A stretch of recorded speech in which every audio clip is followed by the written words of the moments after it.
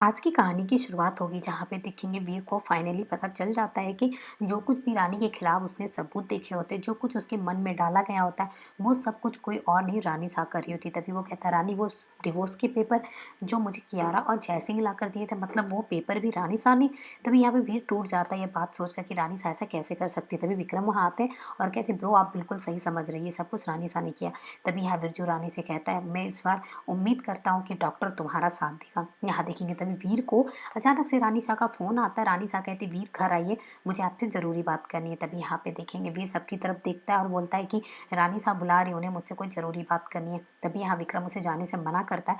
बिरजू भी कहता है कि आप कहीं नहीं जाएंगे डॉक्टर साहब, लेकिन यहाँ पे वीर को समझ में नहीं आता क्या करे। वो रानी की तरफ भी देखता है तो रानी भी कुछ नहीं कहती। तभी वीर पहुंच जाता है रानी सा के पास और रानी सा से कहता है, रानी सा मुझे भी आपसे कोई ज़रूरी बात करनी है। तभी कहती है कि वीर मुझे भी आपसे कोई ज़रूरी बात करनी, इसलिए मैंने आपको बुलाया। तभी वीर कहता है कि रानी साहब आपने ऐसा क्यों किया रानी के साथ? रानी बहुत अच्छी लड़की है, आपने जो कुछ भी किया मुझे सब पता चल गया है रानी साहब। तभी कहती अच्छा, तो मैंने जो किया वो गलत था।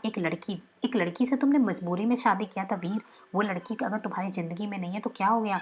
यहाँ पे वो उसे समझाने की कोशिश करती है और कहती है कि अच्छा वीर, तुम्हारे लिए वो लड़की इतनी इंपॉर्टेंट हो गई, तुम अपनी माँ से इस तरह से नाराज़ हो रहे हो? मैंने तुम्हें अपना 28 साल दिया और वो लड़की बस 8 महीने तुम्हारे साथ है, तो तुम्हारे लिए वो इंपॉर्टेंट बन गई है? तभी वो कहता नहीं रानी साहब ऐसी कोई बात नहीं, मैं आपसे बहुत प्यार करता हूँ, आप मेरे लिए सब कुछ है। तभी वो कहती है ऐसी कोई बात नहीं है वीर, ये बात बोलना बंद करो, तुम्हारे लिए वो लड़की ही सब कुछ है। तभी वहाँ पे रानी सा कहती तुम्हारे लिए मैंने क्या नहीं किया वीर, तुम्हें डॉक्टर बनाया, तुम्हें पढ़ाया लिखाया, तुम्हें पाला पोसा, तुम्हारे लिए शहर का सबसे बड़ा हॉस्पिटल खुलवाया, सब कुछ तुम्हारे लिए किया। तभी वो कहता है कि रानी सा आप मेरे लिए बहुत इंपॉर्टेंट है रानी सा।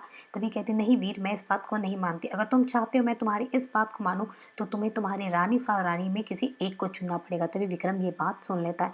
यहाँ पे घर में सब परेशान हो रहे होते कि पता नहीं वहाँ पे क्या चल रहा होगा।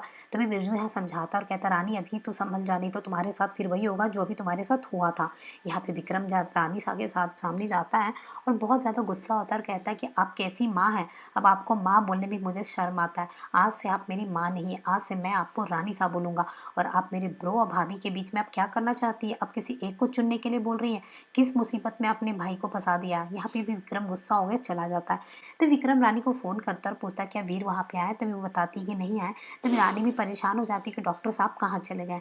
यहाँ देखेंगे वीर जो है सड़क में घूम रहे होते हैं और यहाँ वीर के मन में बहुत सारी बातें चल रही होती, जो बातें रानी सा ने कहा होता है कि तुम्हें रानी और रानी सा में किसी एक को चुनना पड़ेगा, ये बातें वीर के मन में चल रही होती। तभी यहाँ विक्रम जाता है रानी के पास घर में और कहता है कि पता नहीं भाई कहाँ चले गए, कुछ समझ में नहीं आ रहा है। तभी रानी वहाँ पे ऐसा दिखाती है कि जैसे उसे इतना फर्क नहीं पड़ रहा है और बोलती देवर जी परेशान मत होइए, सब कुछ ठीक हो जाएगा। और तभी रानी का मंगलसूत्र फंसता है और मंगलसूत्र टूट के गिर जाता है। जैसे मंगलसूत्र टूटता है रानी बहुत डर जाती है।